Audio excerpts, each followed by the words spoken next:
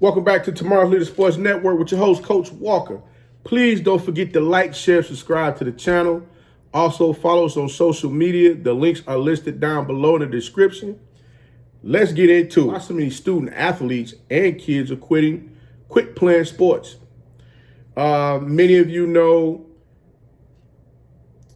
playing sports at a high level is not for the faint at heart. You have to have a couple of screws loose up there to really get after it, to be that number one guy or girl.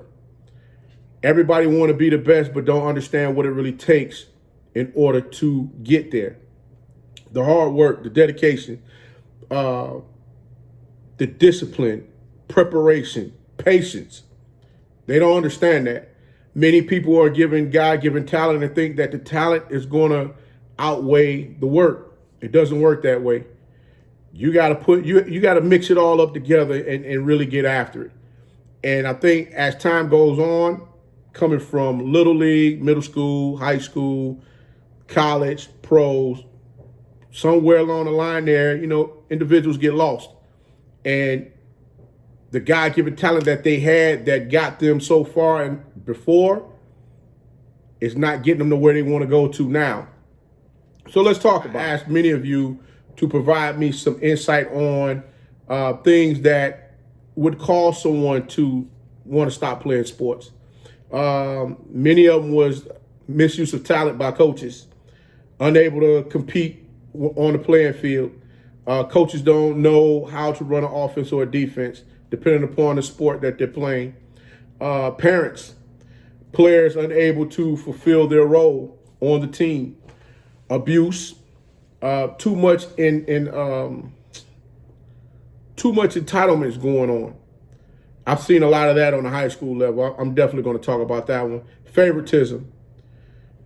Guys, one thing for certain, two things for sure I want you to always remember. Remember this.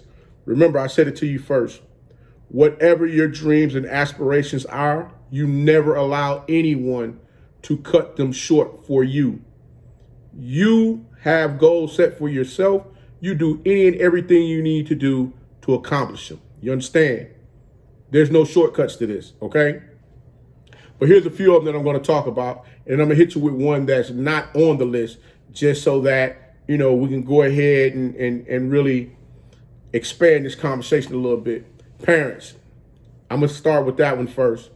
There's a lot of parents out here that put unnecessary pressures on their student athletes when it comes to playing sports, because so many times parents want to live their dreams, their sport dreams, children's eyes. It comes a point in time where you have to back off and let your student athlete be that person that they are. I mean, they may not play on a collegiate level. Many of them may just want to play middle school ball and that's it. Trying to push them into playing high school ball, that's a whole nother beast. And when you get to college, that element there is just totally. If at that point, you have to really love the sport that you're participating in once you get to college, because there is no masking what you can and can't do on the field of play, period. Coaches see it right off. They check it off. They say, hey, sir, ma'am, you can leave your equipment, or hey, we're going to let you go today. You don't have to come back and play anymore. And parents, like I said, just be happy with your student athlete participating. I don't believe in the participation trophies. I'm just saying they participated. Some of them don't want to go any further than where they are currently. Understand that. The next one, abuse. You have so many coaches out here that are abusing athletes on many levels. And a lot of these student athletes, they're at a point now where they're sick and tired of dealing with it. And they feel that the only way that they can get away from it is to do away with the sport altogether. They don't want to compete anymore because that coach has taken that joy away from them. Never allow anyone to steal your joy, guys. Never. Your joy, your happiness, your peace, that belongs to you. Stand firm, make whatever decisions you need to make to get that joy, peace back in your life so that you can do the things that you enjoy doing. Favoritism.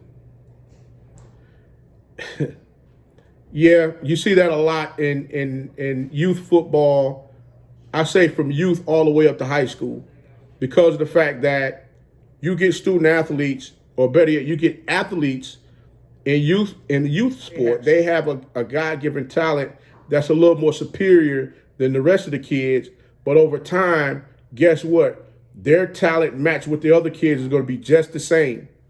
And because they feel that they've done so much in the past, they get caught up in the past, not willing to do more work in the future to continue on up that successful ladder. The next one, misuse of talent.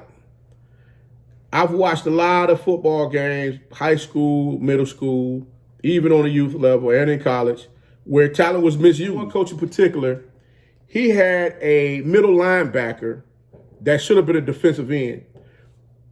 Being the middle linebacker on a defense, depending upon the scheme that you're running, he has to have he got to have multiple screws loose. And when he's that type of player that refuses to engage, and offensive-minded coaches see that, they're going to run that ball directly at that player. Why? Because of the fact that they know he's not going to engage. Same thing on the softball field. Ladies, if you sit back and you want to shift to where you think they're going to hit the ball at, what you think they're going to do? They're going to go ahead and find a way to get that ball to go the opposite direction. Now they got you out there, because a lot of times when you're shifting, you have someone there on the field that's not as strong as the other players at the other positions when they have, say, an opposite-handed batter come up to bat. So that's another instance there. But the one that stands out the most that I don't think any of you paid any attention to, and this one is on the college level, the money that student athletes are offered when it comes to their scholarships. That's right. According to coachingeducator.com, the NCAA one scholarship is about $14,000 per year for men and $15,000 per year for women. Sounds a lot, don't it? Not when the average cost for you to go to school supersedes that. We haven't even gotten into books. We haven't gotten into meal plans. We haven't gotten into the money that you're going to spend to stay on campus. And not to mention out-of-state fees. Understand, if you're a student athlete that's playing out-of-state, your out-of-state fees are going to be extremely higher than those that are in-state. That's something else you need to take into consideration as well while you're on your recruiting trail. Understand the financial end of it as well. That's right, guys. A lot of these student athletes, they're unable to meet the financial responsibility because it costs so much for them to continue on competing on a collegiate level. Please like, share, subscribe to the channel.